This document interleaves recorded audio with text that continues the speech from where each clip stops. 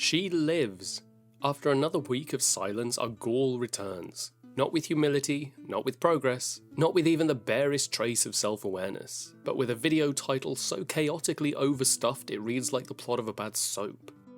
Getting hit on by my doordasher, someone sent me flowers, and almost went to a mental hospital. It's like a cry for help wrapped in clickbait and sealed with delusion. I'm almost disappointed, but I'm not going to underestimate her. Amberlynn Reid is notoriously heinous when it comes to discussing mental health. It's equal parts infantilizing and performative pity. So now she's apparently flirting with a mental hospital arc. Delightful. I'm sure she'll handle it with grace, nuance, and emotional maturity.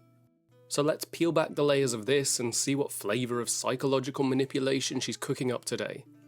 Welcome back to hell. We open with the usual limp hair zero plan. She has decided, brace yourselves, not to do Let's Talk videos anymore. Apparently she's prioritising her mental health. She wants to rise above the drama. She wants to be better. Darling, your entire public persona is drama. You are a low-budget opera sung through a mouthful of food. You are the spectacle. You've done nothing in your life but turn your catastrophes into content, and now you want the applause for vowing to stop?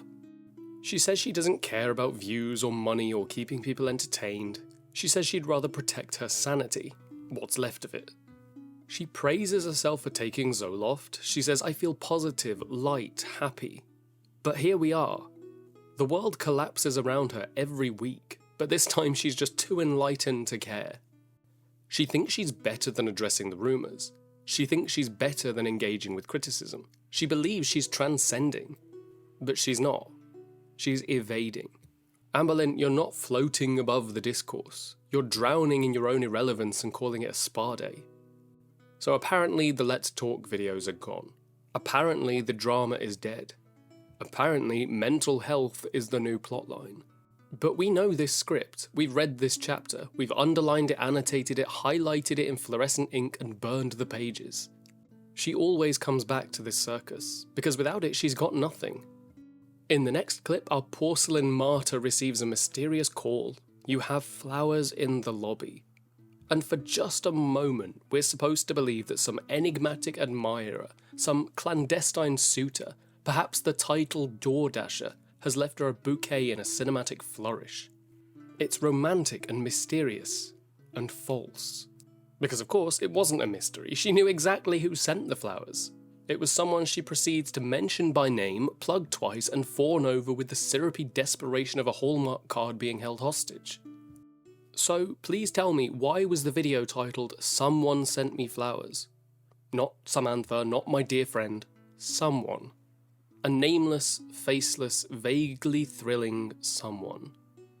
It's because ambiguity breeds intrigue, and intrigue breeds clicks. This wasn't a moment of surprise, it was performance, scripted, staged, and softened with fake humility. It brightened her day, she tells us. No, it brightened your analytics. I will not confuse human warmth with marketing. It's what she does. She wraps her audience in a moment of soft vulnerability, hoping you forget that she's once again using sentimentality to deflect from the utter vacuum of content. It's not gratitude, it's just strategy, and it's not even a clever one. She then discusses her soft food era. Apparently our heroine is in recovery from the dental extraction, the most traumatic, rare, and root-riddled molar known to medical science. Because of course her teeth had all the roots. Her pain is worse than wisdom teeth. Her healing journey is an adventure. She cannot simply get a tooth pulled. She has to turn it into the Odyssey. So now she's living on steamed dumplings and ramen. Soft foods. But she can't leave it there. She has to enhance her ramen with soy sauce, sriracha, and mayonnaise. Why suffer in silence when you can assault the plate too? I also have to mention that Barbie top is a bold choice. It's a declaration, really, not of fashion, but of war. It is a war on taste, proportion, and breathable cotton blends. I endorse body positivity. I do not endorse delusion dressed in child's branding. This is insanity. This is a woman who's built a brand on over-explaining, under-delivering, and over-seasoning her noodles. We haven't even reached the mental hospital segment yet. God help us all. She awakens 4 or 5 days later with a dry throat. Not a sore throat, no, that would be far too pedestrian. This was apparently the driest throat known to mankind. A sensation so foreign, so unearthly, that it must be either the birth of laryngitis or the emotional toll of healing from a tooth extraction. This is why she vanished again. For health reasons. A woman who routinely wheezes while walking to her own kitchen would now like us to believe that she's focusing on physical health? I nearly choked on the irony. We finally get to the DoorDash seduction, and it's such a tale.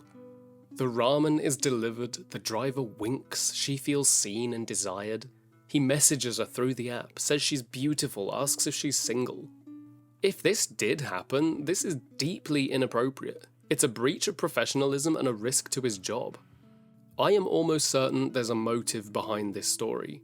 She wants the audience to believe that even when she's sick and swollen and whispering with shredded vocal cords and slurping mayo ramen in a Barbie top, men still want her.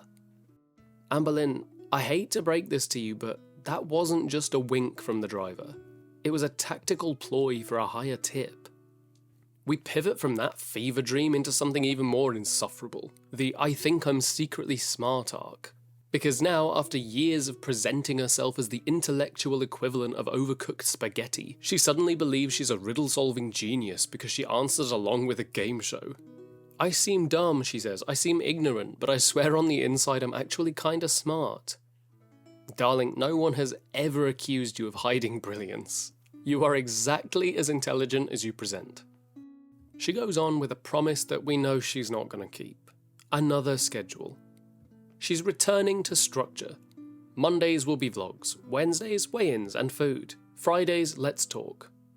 She claims that her mental health has improved so radically that she can now return to structured uploads. Yet simultaneously she recounts a moment 6 weeks ago where she considered checking into a mental hospital.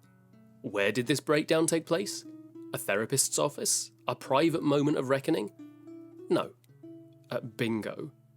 Apparently she had such an intense anxiety attack that she fled the building, sobbing in the parking lot, being comforted by her mother under the CCTV lens of the local leisure centre. And this momentary unravelling was the event she chose to title with a wink towards psychiatric care. Almost went to a mental hospital, the title says. This is a grotesque oversell. It is an embarrassment. It's a manipulative reach for sympathy that she hasn't earned and she never ever will. This isn't mental health advocacy. It's exploitation. This is her trying to monetize fragility she fabricates, embellishes, or self-inflicts.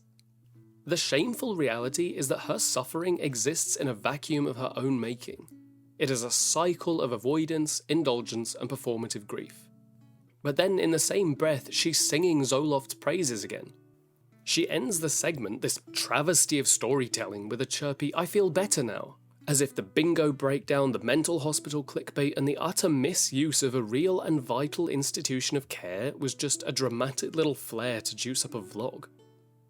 Mental illness is not a thumbnail, it's not an ad break, and it's certainly not a tool to claw at relevance when your weight loss arc has stalled. You are not brave for this, Amberlynn. You are not vulnerable, you are a fucking disgrace to people who actually suffer. And just to prove how profound she is, she goes from emotional breakdown and mental hospital bait to a torrid haul. When life spirals and your psyche crumbles, when your soul allegedly teeters on the brink, naturally the cure is polyester cherries and synthetic mesh. She's not doing a try-on today because she's fatigued. Of course, fatigued.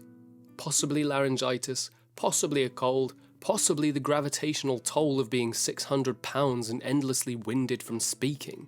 But don't worry, she has enough energy to talk about each garment in minute detail.